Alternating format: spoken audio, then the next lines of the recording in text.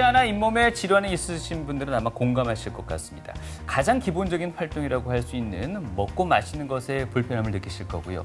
또 치통 때문에 밤잠을 설치시기도 합니다. 특히나 이제 치아가 많이 없으시는 고령층, 노년층의 경우에는 우울증이나 또 치매가 우려되는 경우도 많다고 하죠. 맞습니다. 이렇게 몸 건강, 마음 건강의 전제 조건이 되는 게 치아의 건강일 텐데요. 네. 미국의 한 연구기관에서 조사를 해봤더니 치아의 가치를 돈으로 환산해보니 네. 무려 한 개당 한 3천만 원 정도가 된다고 3천만 원. 합니다. 예. 한 연구치가 30개 정도 있다라고 보면 무려 우리 입속에는 9억 원이 들어있는 셈이나 마찬가지예요. 정말 말 그대로 억소리 나는 치아를 저희가 입속에서 보관하고 있는 건데 정말 네. 건강하게 잘 관리해야 될 텐데 그러기 위해서는 철저한 관리가 필요할 것이고 또 정기적인 치아 검진도 필요하지 않을까 싶습니다.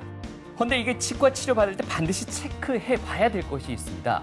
바로 전신 질환이 있냐 없냐 하는 건데요. 오늘 TV 메디컬 약선에서 자세히 알아보도록 하겠습니다. 네, 오늘 도움 말씀 주실 치아 건강 주치의십니다. 네. 치과의 이덕현 대표 원장님 모셨습니다. 어서 오세요. 안녕하세요.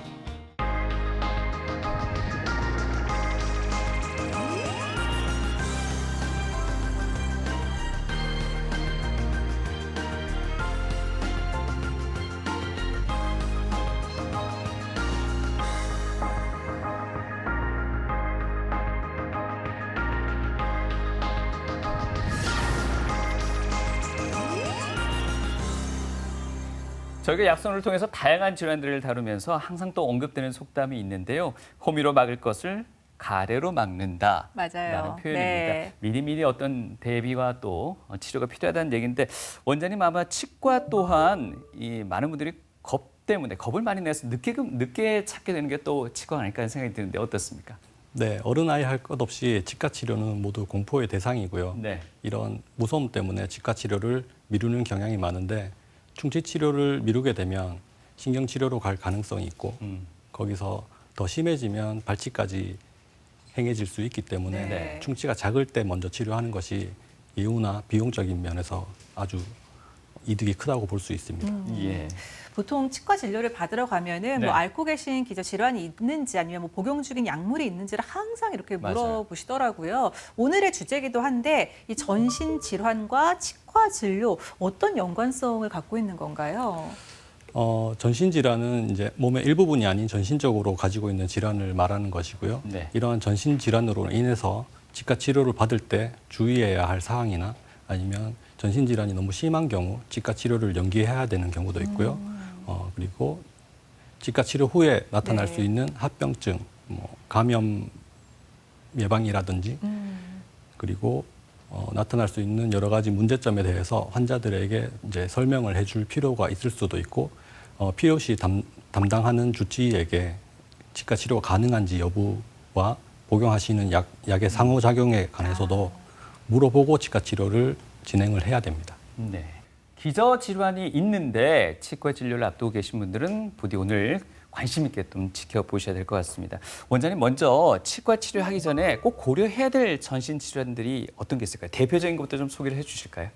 요즘 고령 사회가 되면서 네. 많은 분들이 약을 많이 복용을 하고 그렇죠. 계신데요. 대표적인 질환으로는 고혈압과 당뇨, 골다공증 등이 있다고 보시면 되겠습니다. 네. 전신질환과 치과 치료에 관련 있는 이제 전신질환을 다 모아봤는데요. 크게 내분비 및 대사질환, 순환기 질환, 신경질환, 소화기 질환으로 나누어 봤고요. 그리고 호흡기 질환, 신장 질환, 혈액 질환, 그리고 알러지 및 류마티스 질환, 그리고 이거는 질환은 아니지만 이제 치과 치료할 때 주의를 해야 되는 두경부 방사선 치료, 그리고 많은 분들이 궁금해하시는 임신과 모유 수유와의 치과 치료의 관계에 대해서 설명드리도록 하겠습니다. 치과 치료함에 있어서 뭐 빠뜨릴 수 없는 것 같습니다. 전신 질환 한 부위도 빠뜨릴 수 없는 것 같은데 맞습니까? 네, 많은 전신 질환들이 치과 치료와 연관되어 있고요. 예. 그리고 치과 치료 중에서 이제 발치나 임플란트 아니면 구강 내 소수술 같은 이제 관열적 치료에 있어서는 전신 질환과 밀접한 관계가 있다고 보시면 되겠습니다. 예. 치과 진료를 받으러 갔을 때 뭐 네. 초기 단계일 수도 있고요. 내가 이 질환을 앓고 있는지 모르는 경우도 있을 것 같아요. 그럴 때는 어떻게 합니까?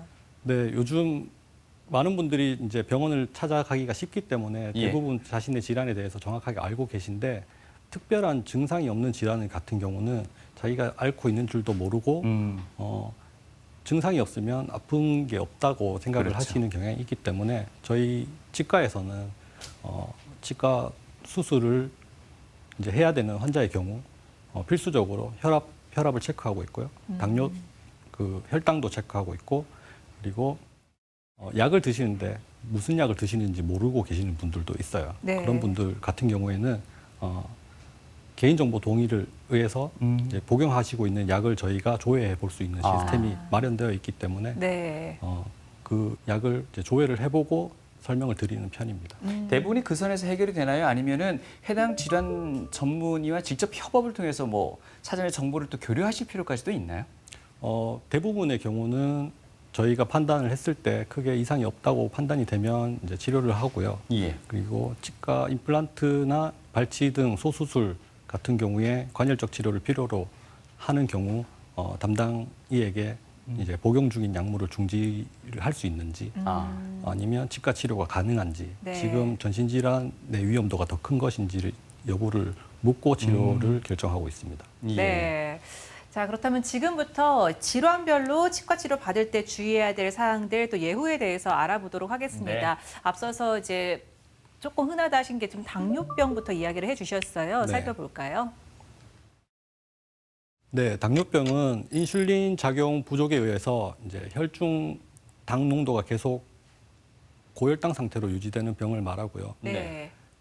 크게는 이제 1형 당뇨병, 2형 당뇨병, 그리고 특정 질환에 의한 당뇨로 나눌 수 있는데요. 1형 당뇨병은 인슐린 자체가 생산이 잘 안 되는 병이라고 보시면 되고요. 2형 당뇨병은 인슐린이 있긴 한데 이게 똑바로 작용을 못하는 네. 병이라고 보시면 되겠습니다. 당뇨병에 있어서 환자 상태를 먼저 평가를 해야 되는데요. 초진할 때 당뇨병 병력이 있다면 현재 이제 증상과 치료 내용을 먼저 확인을 하게 되고요. 저희가 공복 혈당 검사나 그냥 혈당 검사를 실시해서 당뇨병이 지금 심한 경우 담당 주치의에게 먼저 혈당 조절을 하고 난 후에 치료를 하고 있는 편입니다. 예. 그리고 조절되는 당뇨병 환자는 정상적인 치료가 가능하다고 보시면 되겠고요.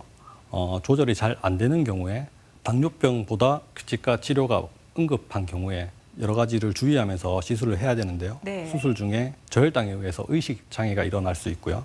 수술 스트레스에 의해서 아드레날린 분비가 되어서 고혈당 상태에 이르를 수 있고 수술을 하고 나면 아무래도 드시기가 어렵기 때문에 네. 섭식 장애에 의해서 저혈당의 쇼크가 일어날 수 있고 그 당뇨병 자체가 가지고 있는 그 고혈당 상태는 창상의 치유 지연이나 감염 가능성이 높다는 것을 알고 치료를 하고 해야 됩니다. 네. 네. 그러니까 일단은 그래도 당 수치가 조절이 잘 되는 환자라면은 치과 치료 정상적으로 가능하다는 네, 마음의 맞습니다. 안심을 좀 가져도 되겠죠. 네네. 예. 그런데 특히나 이 당뇨 환자들 같은 경우에는 그 구강 관리를 아주 철저하게 해야 된다고 하는데 그 이유가 따로 있습니까? 아무래도 당뇨병이 있는 경우에 치주 질환 유병률이 매우 높다는 연구 결과가 있고요. 예. 반대로 치주 질환이 있는 경우에 당뇨병이 생길 수 있는 가능성도 있다는 연구 결과도 있어서 예. 요즘 당뇨병을 진단하는 내과 의사조차도 당뇨병이 있는 환자분에게 치주 치료를 열심히 받으라는 권고를 하는 추세입니다. 네. 연관관계가 그렇게 있군요. 네. 이번에는 골다공증 한번 알아볼게요. 네. 골다공증이 있으면은 치과 치료가 어렵다 또 이런 이야기가 있더라고요. 맞습니까? 네, 골다공증이 요즘 치과계에 떠오르는 화두가 되고 있는데요. 예. 골다공증 자체의 질환으로 인해서 치과 치료가 어려운 점도 있고 골다공증을 치료하는 약물에 의해서 나타나는 부작용도 있을 수 있습니다. 네. 골다공증 같은 경우는 원발성 골다공증과 속발성 골다공증으로 나뉠 수 있는데요. 원발성 골다공증 같은 경우는 폐경 이후 호르몬의 변화로 골밀도가 감소하는 것을 말하고요. 속발성 골다공증 같은 경우는 갑상선 질환이나 쿠싱 증후군, 계열병 등과 같은 여러 가지 원인에 의해서 급격하게 일어나는 골다공증을 말하는 것입니다. 네. 네, 진단 기준은 T스코어로 진단을 하는데 건강한 성인 남녀의 정상적인 이제 T스코어를 0으로 보시면 되고요. 골밀도 검사 장비를 통해서 요추와 대퇴부의 골밀도를 검사해서 이 T스코어가 마이너스 2.5 이하인 경우 골다공증으로 진단을 하게 됩니다. 네, 이 골다공증 약을 복용하고 있으면 왜 치과 치료가 어려운 건가요? 골다공증 약으로 쓰이는 대표적인 약으로 네. 비스포스포네이트 계열 약제가 있고요. 데노스맙이라는 약제가 있는데 이 약제는 우리의 몸은 이제 성장이 멈춰서 더 이상 변화가 없는 것처럼 보이지만 우리의 뼈는 항상 새로 생기고 없어지고 하는 것을 반복하는 그 평형 단계에 이르러 있는데요. 골다공증을 가지고 계신 분들은 아무래도 이제 골이 흡수되는 정도가 심하기 때문에 이 약제들은 골 파괴 세포에 대한 억제 작용을 가진 그 약물이라고 보시면 되겠습니다. 그래서 골을 파괴하지 않고 이제 계속 내버려 두는 상태에 있음으로 인해서 골 밀도는 증가하지만 아무래도 원래는 없어져야 할 골이 없어지지 않고 남아있기 되기 때문에 약간 건강하지 않은 뼈라고 보시면 되겠습니다. 네. 그래서 이 골다공증 치료약을 복용하고 계시는 경우에 발치나 임플란트 수술 아니면 구강내 소수술, 잘 맞지 않는 틀니 등에 의해서 골괴사가 일어나는 경우가 종종 있습니다. 근데 문제는 골다공증이 약간 이제 중장년으로 갈수록 이제 오는 경우가 많은데 네. 그 시기가 또 임플란트를 참 많이 하시는 맞아요. 시기이기도 하거든요. 이게 시기가 겹쳐서 이거 어떻게 해야 될까요? 네, 골다공증 약을 장기간 복용하는 경우에 그런 골괴사 양상이 이제 가능성이 높아진다는 연구 결과가 있고요. 골다공증 약 외에 여러 가지 다른 스테로이드 복용하는 환자군의 경우 조금 더 높아진다는 연구 결과가 있기 때문에 장기적으로 복용을 하거나 아니면 주사제 같은 경우에는 6개월에 한 번씩, 1년에 한 번씩 맞는 그 골다공증 주사가 있는데 네. 그런 경우에는 골다공증에 이제 일어나는 효과가 강하기 때문에 아무래도 치과 치료 후에 나타날 수 있는 골괴사의 위험이 높다고 보시면 되겠습니다. 그런 경우에는 일정 기간 동안 골다공증 약을 복용하지 않으시고 치과 치료한 후에도 일정 기간 동안 잠깐 쉬었다가 이제 임플란트나 발치창이 완전히 치유되거나 임플란트 골유착이 완전히 일어난 경우에 그 다음에 복용을 하시도록 권고하고 있습니다. 네. 이 추가적인 질문이 될 수도 있겠는데요. 이 골다공증 약을 복용하지는 않습니다만 지나치게 골밀도가 낮은 환자일 수도 있지 않습니까? 이런 네. 분들께는 치과 치료 문제는 전혀 없습니까? 아무래도 골밀도가 감소하신 분들에 의해서 다른 치료는 상관이 없는데 임플란트 치료를 할 때 우리가 식립한 임플란트가 뼈와 유착이 잘 되어야 되는데 골밀도가 감소하시는 분들은 이게 유착이 잘 안 되고 이제 치아를 보초를 올려서 저장력이 가하게 되면 탈락하는 경우가 있다고 보시면 되겠습니다. 알겠습니다.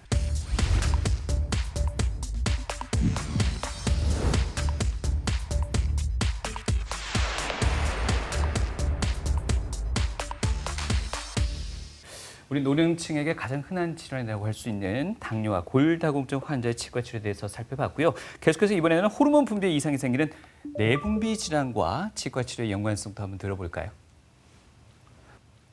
네, 내분비 질환 첫 번째로 갑상선 질환이 있겠는데요.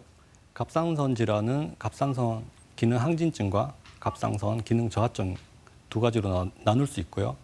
이 갑상선 기능 항진증이나 저하증이 조절이 잘 안 되는 경우 그런 경우에 치과 치료와 많은 연관이 있을 수 있고요. 네. 조절이 잘 되는 경우에는 정상인과 이제 똑같이 치료를 하면 되겠습니다.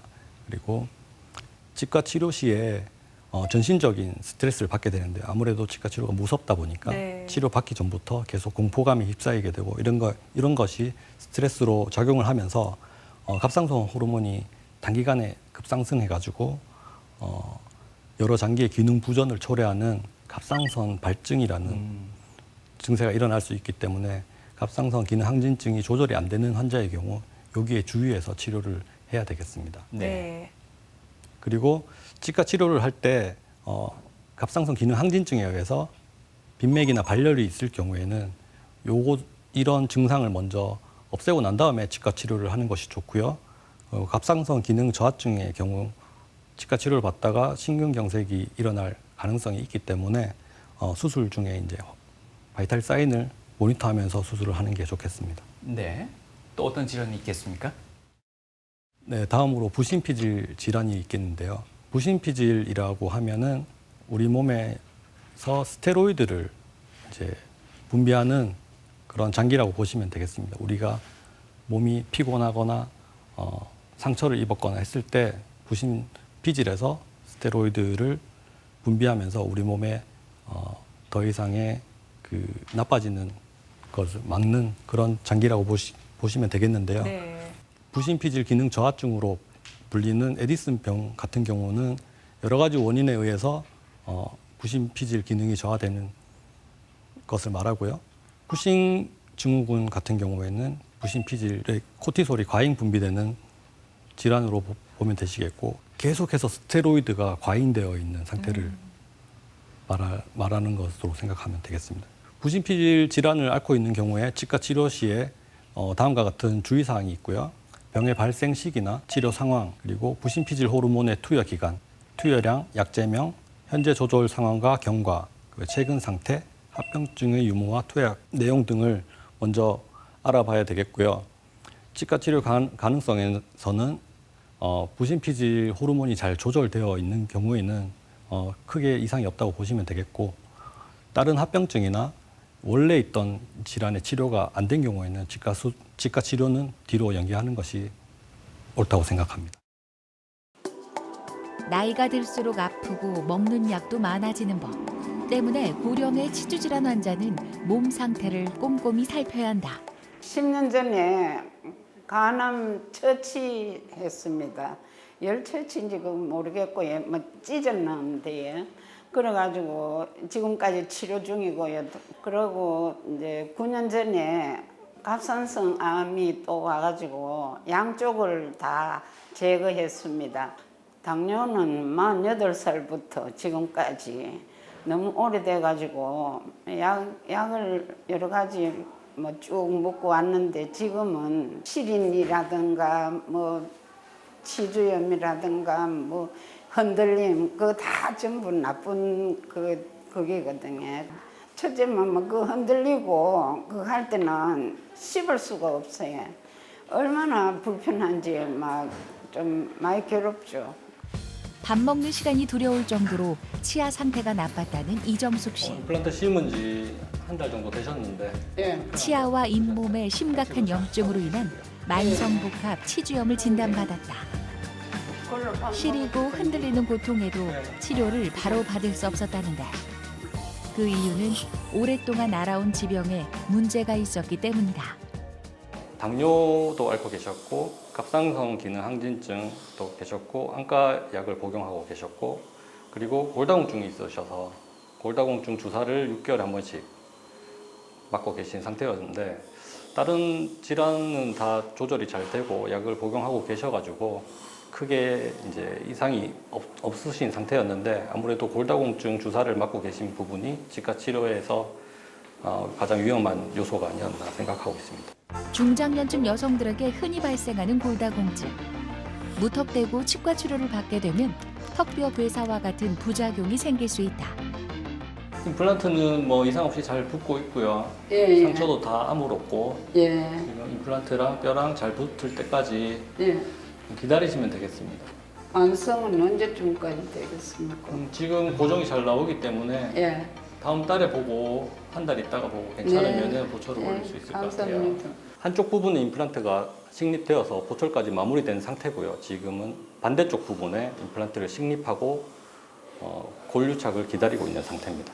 골다공증 자체도 임플란트나 발치 이런 치료에 문제가 있을 수 있고요. 골다공증 치료를 목표로 드시고 계시는 이제 약 때문에 임플란트 식립이나 발치 이후에 문제가 생길 수 있는 위험 요소가 있기 때문에 골다공증 주사를 맞고 계시는 분들은 좀 주의를 요하는 편입니다. 현재 임플란트 치료 중인 이정숙 씨. 전문의의 적극적인 치료와 환자의 꾸준한 관리가 더해졌기에 가능했던 일이다. 지금 골다공증 주사 맞고 계세요? 골다공증 지금 안 맞고 이빨 계시죠? 예, 치과 치료 때문에 안 받으려고 네. 하고 있습니다. 임플란트 보초를 완성하시고 한 예. 2개월 정도 뒤부터 예. 고동중 주사를 아, 맞으시고요. 치료하면 됩니까? 네. 그리고 양치는 임플란트도 동일하게 부드럽게 닦아주셔야 됩니다. 예. 칫솔 열심히 하고 아래 위로 그리고 치간 칫솔 반드시 해주면 좋다. 그러니까 좀 불편하지만 그거를 안 빠뜨리고 하고 또 아침 저녁으로 좀 잇몸을 좀 마사지 좀 하고요. 시끄러운 거 이래 손을 대도 굉장히 불편하고 이랬는데 참 여러 가지로 편안한 점 그거는 아주 좋았습니다. 골다공증, 갑상선 기능 항진증 그리고 안 질환이 있으신 분의 네. 치과 사례를 만나봤는데요. 아무래도 좀 고령일수록 기저질환이 좀 많이 있다 보니까 젊은 층보다는 더 꼼꼼하게 기저질환을 좀 살피면서 치료를 맞습니다. 하셔야 될 것 같습니다. 예. 네, 맞습니다. 네. 고령인 경우에 여러 가지 질병을 동시에 앓고 계신 분도 많고 복용하는 약도 많기 때문에 네.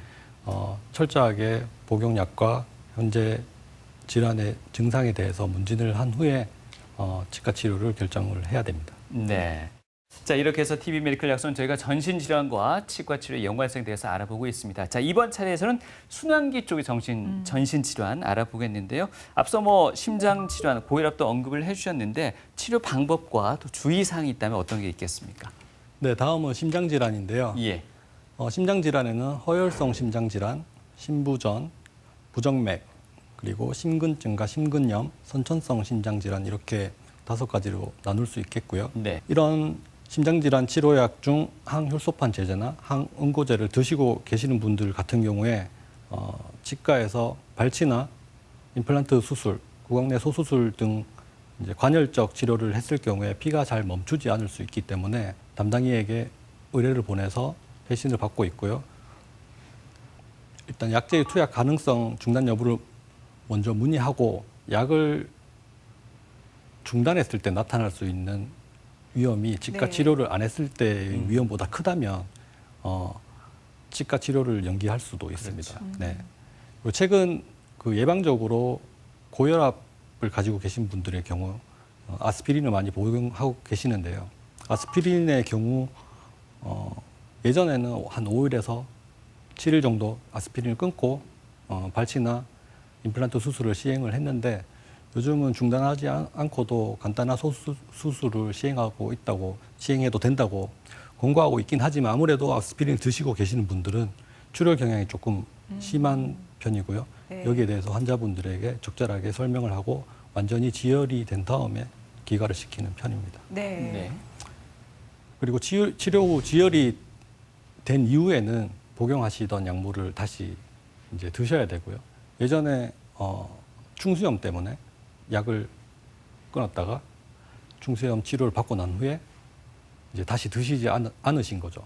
그래서 혈관이 막혀가지고 이제 사망하는 사건이 발생을 했는데요. 치료 후 지혈이 된 이후에 약을 다시 복용을 하셔야 되는 것도 대단히 중요한 일이라고 알고 계시면 되겠습니다. 네. 다음은 고혈압인데요.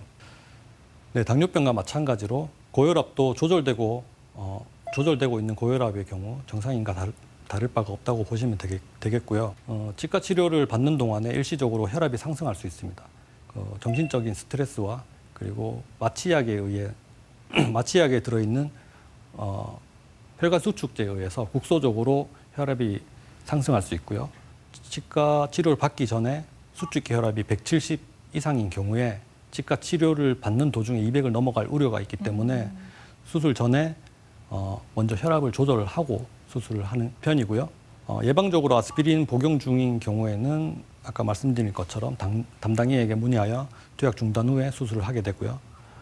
혈압이 180, 수축기 180, 이완기 110을 넘을 경우에는 무조건 수술을 연기하고 있습니다. 네. 고혈압인 경우에 어떻게 관리를 하고 치과 치료로 이어지는지 설명을 해주셨는데 네. 그렇다면 반대로 저혈압인 경우에는 어떻습니까?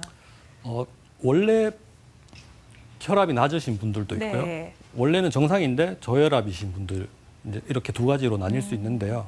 원래 저혈압이신 분들은 이제 그게 자기의 정상적인 혈압이기 때문에 크게 상관이 없다고 보시면 되겠는데 원래는 혈압이 정상이었는데 어떤 다른 원인에 의해서 저혈압 상태가 되신 분들은 이 고혈압보다 저혈압이 더 실신이나 이런 걸 야기할 수 있기 때문에 혈압을 정상 상태로 만들고 치과 치료를 하는 것이 좋겠다고 보시면 되겠습니다. 네. 복용 중인 약은 중단시키고 나서 뭐 한 2, 3일 후에 성분이 완전히 빠진 다음에 뭐 치료를 시작한 이런 기간이 있을 거 아닙니까? 약 복용 중단 기간은 예. 약의 종류에 따라 달라지고요.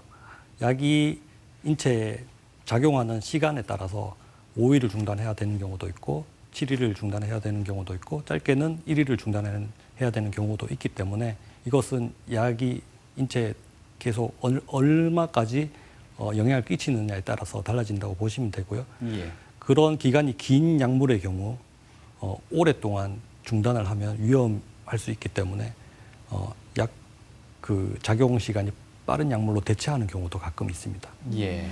네, 이번에는 뇌질환과 관련된 치과 치료 한번 살펴보도록 하겠습니다. 네. 워낙 위중하기도 한데다가 또 치아와 가까이 있는 기관이다 보니까 조금 더 어렵지 않을까라는 생각도 들거든요. 어떻습니까?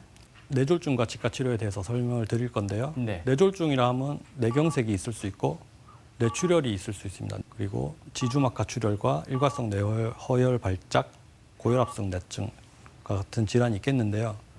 이러한 뇌졸중이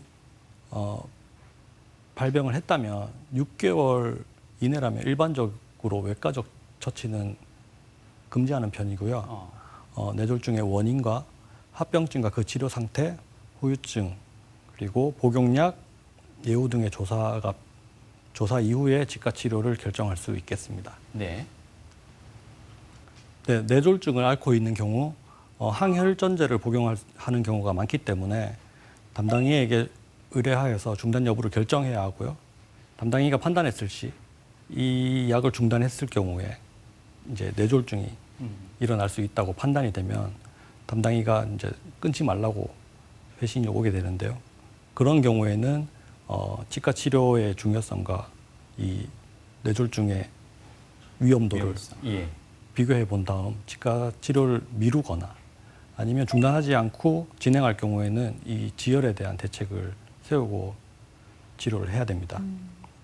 그리고 파킨슨병 치료제를 드시고 계시는 분들이 가끔 있으신데 이 파킨슨병 치료제를 드시고 계시는 분 같은 경우에 국소 마취제 이제 아드레날린이 포함되어 있는 경우에 이 파킨슨병 치료제와 상호작용을 일으킬 수 있기 때문에 이게 포함되지 않는 국소 마취제를 사용하게 되고요.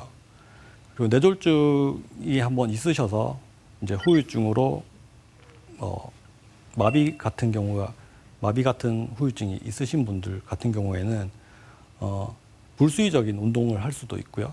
그리고 움직임이나 자세 유지가 어려운 경우가 많기 때문에 그런 점을 참고해서 치과 치료를 시행을 해야 되고 치과 치료 후에도 구강 관리나 위생 관리가 잘 안 되는 경향이 많기 때문에 간병인이나 보호자분께 철저하게 교육을 시켜 드리는 편입니다. 네.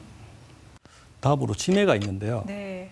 치매는 사실 크게 상관이 없을 것 같은데 네. 치과 치료와 많은 주의를 요하고요. 치매 환자 같은 경우에는 이 증상의 진행 정도에 따라서 구강 위생 관리를 스스로 할 수 없는 경우가 많아요. 그리고 치료에 대한 이해도 불가하시고 설명을 해드려도 기억하지 못하시고 그렇기 때문에 치과 치료 후에 가족과의 분쟁이 일어나는 경우가 많고요. 환자 자신이 이제 스스로 건강 관리를 할 수 없는 상태가 되시기 때문에 가족이나 간병인에 대한 교육이 철저하게 필요하고요. 그리고 계속적으로 이제 입을 움직이신다거나 이를 가신다거나 아니면 식품을 섭취하지 않을 시에도 이를 꽉 깨물고 계신다거나 그런 불수의적 운동이 계속되기 때문에 치과 치료 예후가 안 좋다고 보시면 되겠습니다. 다음으로 간질이라는 뇌전증에 대해 알아보겠는데요. 간질이라 함은 여러 원인에 의해서 일어나는 뇌기능 장애로 볼 수 있고요. 이 대뇌 뉴런이 과잉 흥분이 돼서 반복성으로 발작을 일으키는 증세라고 보시면 되겠습니다. 이 간질 치료를 받은 환자의 경우에 2년 이상 발작이 없고 안정된 상태가 아닌 경우에 치과 치료 행위 자체가 이 간질 발작을 유발하는 요인이 될 수 있기 때문에 치료를 피해야 되겠습니다.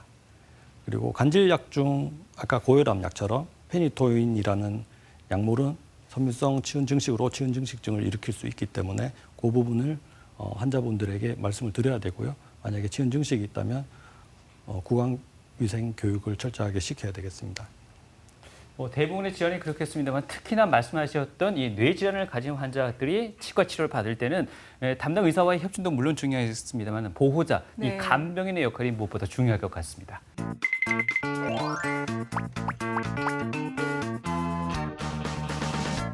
전신질환과 치과 치료에 대해서요, 시청자 여러분들이 궁금한 점이 굉장히 많더라고요. 그런데 제가 이상한 말을 하나 들은 게 있습니다.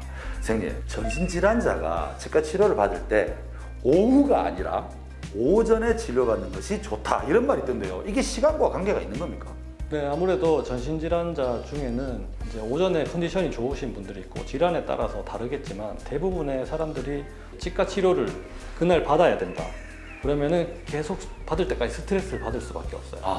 그런 이유도 있고 네. 질환에 따라서 오전에 충분히 식사를 하시고 치료를 받고 나서는 이제 식사를 잘 못 하시는 경우가 있기 때문에 그렇게 오전에 치료하는 경우도 있고 전신 질환에 따라서 오전에 컨디션이 좋은 경우도 있고 뭐 그런 많은 이유들 때문에 주로 오전에 치료하는 편입니다. 또 하나 궁금한 게 있는데요. 치아 건강만큼 사실은 잇몸 건강에도 많은 분들이 관심이 되게 많거든요. 사실 젊은 사람보다는 나이 많은 어르신들이 치주 질환에 걸릴 확률이 더 높은 거잖아요, 맞죠? 네네. 그렇다면 이 치주 질환은 나이가 들면서 자연스럽게 생기는 그 퇴행성 질환, 이게 맞나요? 네, 맞습니다. 치주 질환은 나이가 들면서 자연스럽게 노화에 의해서 치주골이 파괴되는 질환이고요. 아무래도 20살 이전에 성인이 되기 전에는 치주 질환이 거의 생기지 않는다고 보시면 됩니다. 물론 이제 국소적으로 발생하는 치주 질환이 있기는 하지만 그거는 퇴행성이라기보다는 약간 유전적인 요소에 의해서 생기는 발병하는 질환이고요. 보통의 치주 질환은 20대를 지나서 30대에서 70대까지 점점 증가하는 추세를 보입니다.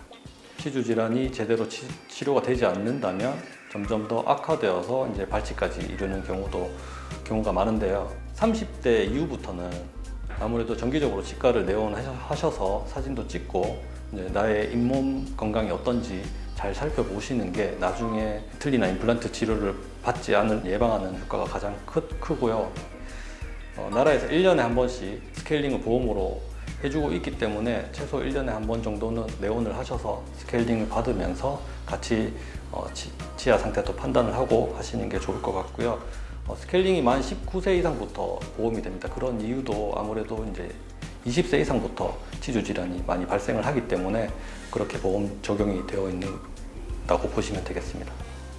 만약에 당뇨병을 앓고 있는데 치주 질환이 생겼다, 그래서 치료를 받는다면 심뇌혈관 질환까지도 유발할 수 있다, 이런 말들도 있더라고요. 이건 아니죠?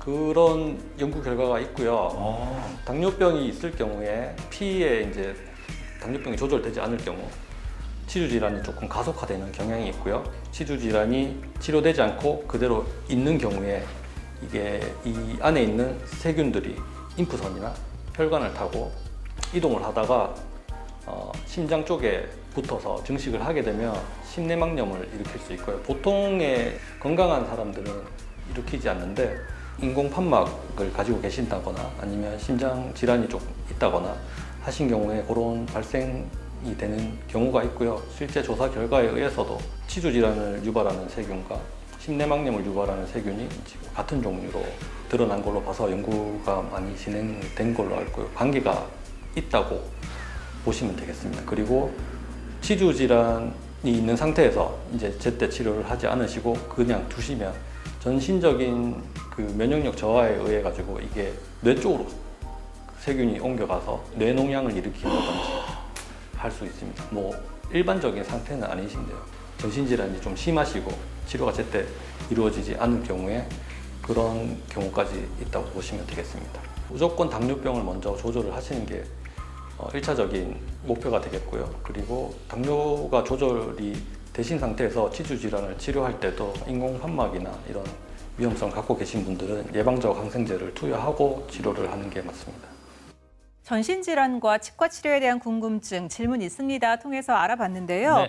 이 전신질환이 치과 진료에 영향을 많이 미치다 보니까 지금 다시 한번 온몸을 구석구석 한 번씩 훑어 내려가는 느낌입니다. 그렇습니다. 이번에는 소화기 내과 쪽 한번 살펴보도록 할게요. 네, 이 소화기 질환 가운데 먼저 구강건조증에 대해서 알아볼까 하는데 이게 치과 치료하고는 또 어떤 연관성이 있을까요?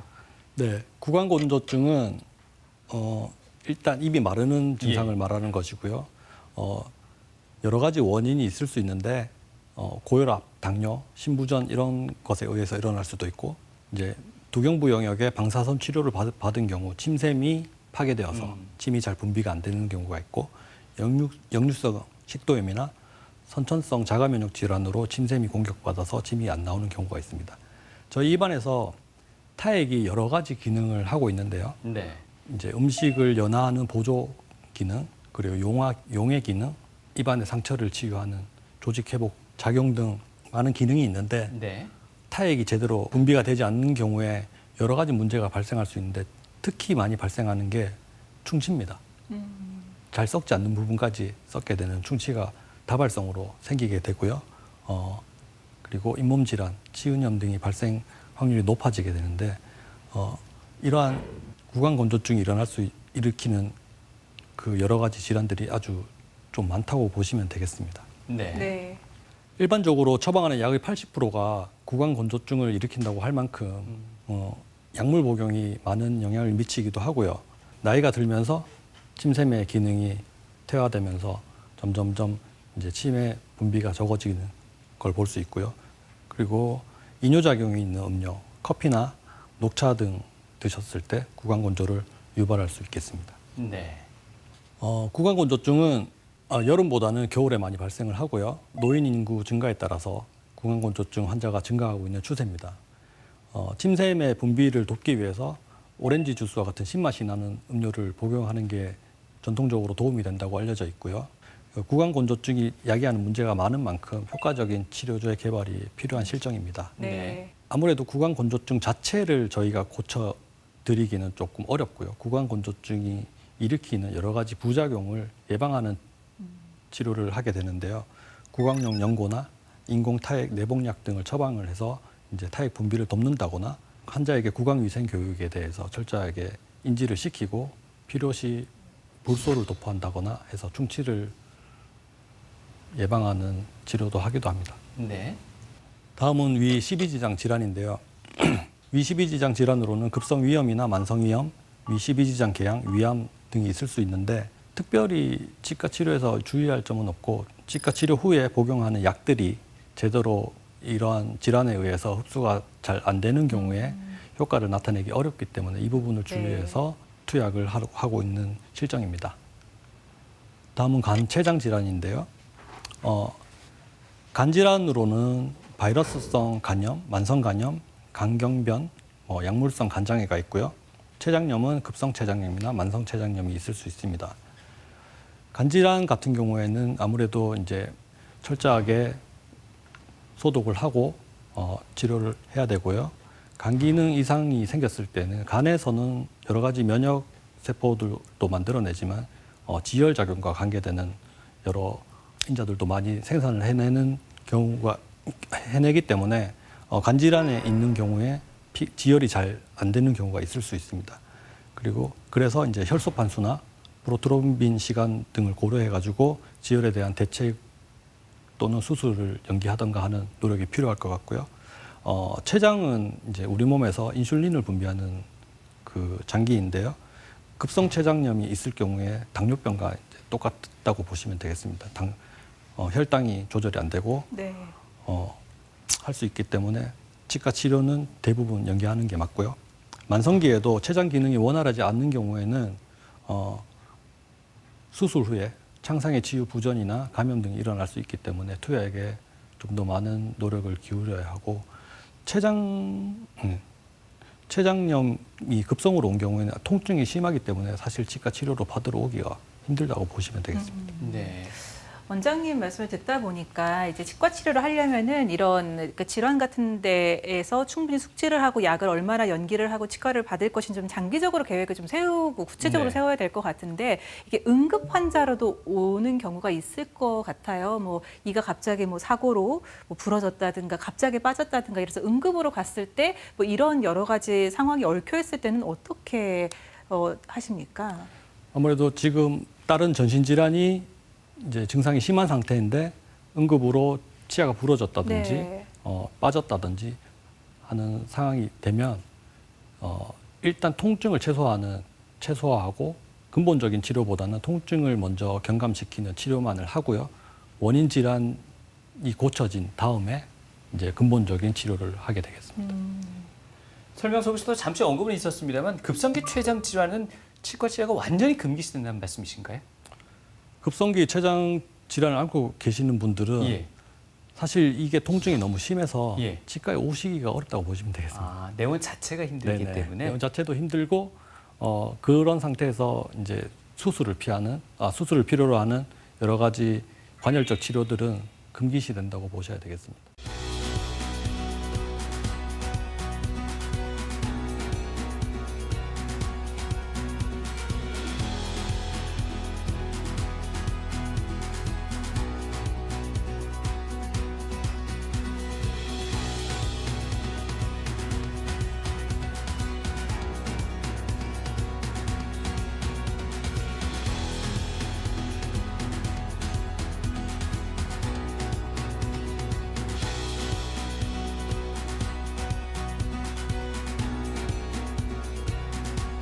자, 이어서 이제 우리 몸의 필터라고 할 수 있는 신장에 대해서도 알아보도록 하겠습니다. 네. 이제 신장 그리고 혈액 질환 앓고 계신 환자분들은 치과 치료를 어떻게 하시는지도 궁금하네요. 네, 우선 신장 질환 중에서 치과에서 영향이 있는 것은 신부전 질환인데요. 이제 신부전은 급성 신부전과 만성 신부전이 있습니다. 신부전이 있는 경우에 신부전 악화에 의한 전신 상태 변화로 임플란트 부위의 염증이나 고릅수가 일어나 조기에 탈락할 영향이 있고요. 신부전 때문에 혈액 투석을 하는 경우에 치과 치료에 아주 중요한 그 위험 인자로 작용을 하는데요. 투석을 할 때 이제 피가 굳으면 안 되기 때문에 항응고제를 이제 주입을 하고 투석을 하게 됩니다. 그래서 치과 치료 시에는 보통 투석 환자들 같은 경우에는 이틀에 한 번씩 투석을 받는데 투석일과 투석일 사이에 치료를 받는 것이 절대적으로 중요하다고 보시면 되겠습니다. 네. 다음은 빈혈인데요. 빈혈은 여러 가지 종류가 있지만 철결핍성 빈혈을 제외하고는 치과 치료가 조금 어려울 수 있고요.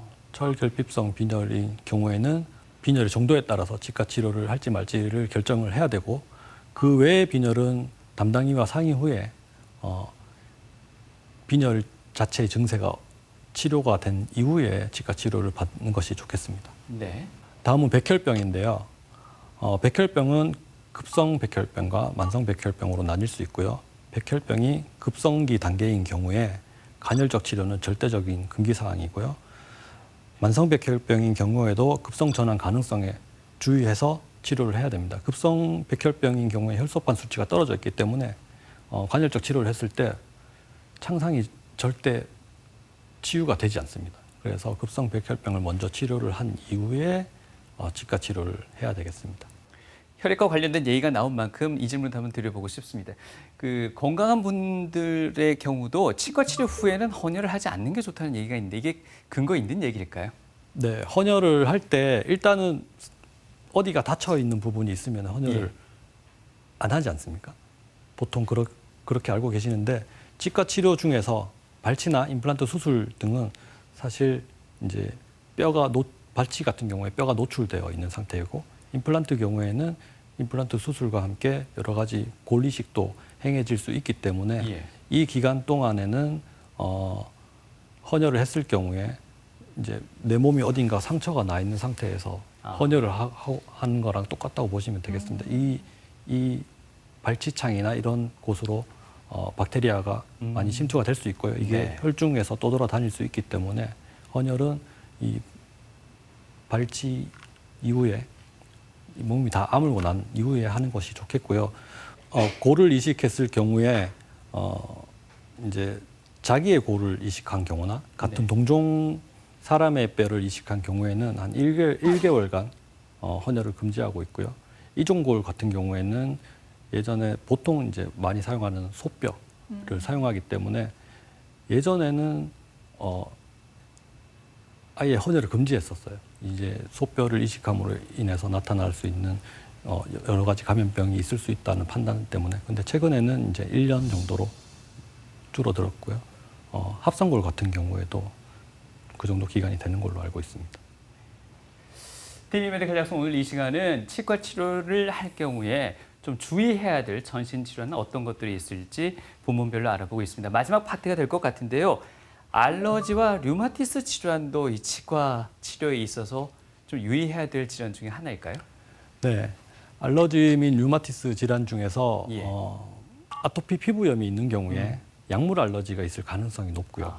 그리고 이제 치과 수복물 중에서 금속이 있을 수 있기 때문에 금속 알러지가 있는 경우, 이제 환자분이 금속 알러지가 있어서 금속을 못해라고 하시는 경우에 구강 내에 금속이 있는 경우가 있어요. 구강 내 금속과 보통 착용하는 금속과는 조금 다를 수 있기 때문에 구강 내 금속의 충전물, 보철물이 있는 경우에는 사실 저희가 이제 알러지가 없다고 판단을 하고 치료를 하고 있고요. 만약에 구강 내 충전물이 없는 경우에 알러지를 일으킬 수도 있기 때문에 이런 알러지 테스트를 시행하고 해야 됩니다. 네. 그리고 약물 알러지가 있는데요. 아무래도 약물 알러지를 갖고 계시는 분들은 정확하게 자기가 어떤 약에 대해서 알러지가 갖고 계신지 아시는 경우가 많아요. 그래서 그런 약물을 피해서 처방을 해야 되겠고요. 류마티스 관절염이 있으신 분들은 류마티스 관절염 자체가 이제 자가 면역 질환이라고 보시면 되겠습니다. 이게 자가 면역 질환이라는 게 뭐냐면 우리 몸의 면역 세포들이 우리 몸을 공격하는 거거든요. 이것도 일종의 알러지 반응과 비슷한 맥락을 가지고 있기 때문에 류마티스 관절염 가지고 계신 분들은 이제 그런 걸 주의해서 처방을 해야 되고요. 소염 진통제를 장기적으로 처방하고 있기 때문에 요것도 주의해서 처방을 해야 되겠습니다. 네. 다음은 두경부 방사선 치료가 있겠는데요. 이런 방사선 치료를 받게 되면 방사선 골괴사나 골수염이 발생할 위험성이 매우 높기 때문에 네. 두경부 이외의 부분의 방사선 치료를 받은 경우에는 4년이 지났으면 치과 치료가 가능하고요. 4년 이내에는 관열적 치료는 아예 금기시하는 편입니다. 그리고 4년이 지났더라도 방사선 촬영 영상 소견에서 경화 또는 투과상이 있으면은 이제 조금 치료를 연기하는 거에 좋겠습니다. 네. 네, 임신과 모유 수유는 질환은 아니지만 임신을 하고 모유 수유를 하는 단계에서 치과 치료를 받아도 되는지에 대해 궁금해하시는 분들이 많아서 준비를 했고요. 네. 임신 같은 경우에는 임신 중기 단계에서 치과 치료를 해야 되고요. 그리고 임신을 했을 경우에 호르몬의 변화로 치은 비대가 나타날 수 있습니다. 이제 양치질이 제대로 안 되고 염증이 있는 경우에 임신성 치은 비대가 나타날 수 있기 때문에 네. 철저하게 이를 닦아주시는 것이 좋겠고요. 가능하다면 임신 전에 모든 치과 치료를 마치고 난 후에 네. 임신을 하는 것이 좋겠습니다. 그리고 모유 수유 같은 경우에 대부분의 치과 치료는 크게 상관이 없는데 이제 치과 치료를 받은 이후에 약을 드셔야 하는 경우 이게 모유를 통해서 전달이 될 수 있기 때문에 모유 수유를 하고 계시는 경우이고 치과 치료에 약을 드셔야 하는 경우이다. 그러면 치과 치료 전에 최대한 이제 모유를 먼저 만들어 놓으신 상태에서 약을 드시는 기간 동안에 최대한 그걸로 대체를 하는 편이 좋고요. 어디 아픈 곳 있으면 치과 치료할 때 의사 선생님께 말하라고 그렇게 좀 들었었어요. 골다공증이 있으면 뼈가 약해져서 임플란트를 하기 어렵다고 들었습니다. 당뇨를 앓고 있으면 치과 치료받기 좀 어렵다고 들었습니다. 저는 치아가 아프면 온몸이 다 아프던데요. 하루에 3번 양치는 기본으로 무조건 하고 스케일링도 정기적으로 받고 있습니다. 하루 자기 전에 반드시 치질 하거든요. 일단 기본적으로 술 따면 안 하고요. 밥 먹고 바로 양치하려고 하고 주기적으로 치과 검진을 가요. 치아나 잇몸에 좋다는 그 건강 보조제를 먹고 있어요. 스케일링을 하면 치아가 금이 가거나 깨질 수 있다고 들었는데 스케일링이 반드시 필요할까요? 반드시 해야 되고요. 물론 이제 양치질을 잘해서 치석이 없으시면 사실 안 해도 되는데 치석이 있는 경우에는 치석은 세균들이 달라붙기 쉬운 물질이고요. 분명히 제거를 해줘야지 치주 질환을 예방하는 것이라고 보면 되겠고 치은염의 치료가 스케일링이라고 보시면 되겠습니다. 전신질환과 치과 치료에 대해서 궁금한 사연들이 있습니다. 그 사연들을 제가 모아봤습니다. 30대 여성인데요. 중치가 심해서 치과 치료를 받고 있습니다. 근데 이분이요, 코로나에 한번 걸린 적이 있었던 모양입니다. 그러다 보니까 그 이후에 커피를 마셔도요, 심장이 두근두근거리고 막 조금 이렇게 몸에 반응이 온다고 해요. 근데 이분이 지금 치과 치료를 받는 과정에서 뭐 마취를 한다든가 뭐 다른 걸 했을 때 과민방이 일어날까봐 지금 치과 치료를 조금 고민하고 있거든요. 이런 분들은 어떻게 해야 될까요? 카페인에 대한 감수성이 예민하신 분들은 그런 경향이 나타나시긴 하는데 이게 알러지 반응이라고 보기는 조금 어려울 것 같고요. 만약에 이제 마취액을 주사했을 때 가끔 알러지 반응을 일으키시는 분들이 가끔 계시긴 한데 보통 이제 마취액의 주성분인 리도카인에 의한 알러지라기보다는 마취액에 들어가는 보존제에 대한 영향이 있을 가능성이 높기 때문에 그런 경우에는 저희가 이제 다른 마취제를 쓰거나 하는 경우가 있습니다. 그 알러지 반응에 대해서는 크게 걱정하지 않으셔도 될 것 같고요. 마취액에 의한 알러지는 되게 낮다고 알려져 있는 상태입니다. 또 한 분의 사연이 있는데요. 이분에게는 8살 된 아들이 있다고 합니다. 이 아들이 ADHD 진단을 받았다고 해요. 그게 주의력 결핍 과잉 행동 장애라는 그 진단을 받았는데요. 그런데 이 아들이 중치가 있어서 치과 치료를 받아야 된다고 합니다. 그러다 보면은 전신 마취를 해야 한다고 하는데 지금 ADHD라고 했잖아요. 네. 위험하지 않을까요? ADHD라고 해서 꼭 전신 마취를 필요로 하는 건 아니고요. 주의력 결핍 과잉 행동 장애를 진단을 받은 환자들의 경우 아무래도 치과 치료를 받을 때 집중하지 못하고 다른 행동을 하려는 경향이 강하기 때문에 가능성이 높죠. 네네. 그래서 필요시에 전신 마취를 할 수는 있지만 대부분의 치료를 진행을 할 때는 경구로 투여하는 진정제를 복용하고 약간의 속박을 건 상태에서 저항하지 못하는 상태에서 약간 졸린 상태에서 그렇게 치료를 하는 걸로 알고 있습니다. 대부분 이렇게 치료를 할 수 있고요. 조금 행동이 이제 괜찮은 애들의 경우 웃음가스를 마시면서 치료를 한다든지 아니면 주의를 이제 환기시킬 수 있는 그런 걸 보여주면서 치료를 하는 걸로 알고 있습니다. 전신 마취까지 필요로 할 정도로 심각한 아이들은 별로 없는 걸로 알고 있고요. 그 전신 마취에 대해서는 크게 걱정을 안 하셔도 될 것 같고요. 어린이 치과에 가셔서 치료를 받으시면 거기서 잘 치료를 해주실 것으로 생각됩니다.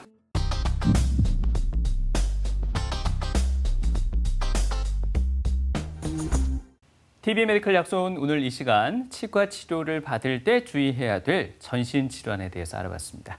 원장님 끝으로 당부하고 싶은 말씀 있으면 좀 부탁드릴까요? 네, 전신질환과 치과 치료에 대해서 알아봤는데요. 전신질환이 치과 치료에 미치는 영향도 크지만 우리의 구강 건강 관리가 전신에 미치는 영향도 크다고 볼 수 있겠습니다. 그래서 정기적인 점검을 통해서 우리 구강 건강을 올바르게 유지하는 것이 전신질환을 예방하고 더 좋게 만드는 중요한 한 가지 방법이 되겠습니다. 결국 이제 합병증을 최소화하고 예후가 좋은 치과 치료를 위해서는 자기 몸 관리 철저하게 체크하셔야 되겠고요. 네. 특히나 기저질환이 있으신 분들은 관리와 체크에 유념하셔야겠습니다. 네, 오늘 좋은 말씀 주신 주치의분은요. 네. 치과의 이덕현 대표 원장님이셨습니다. 감사합니다. 고맙습니다. 감사합니다.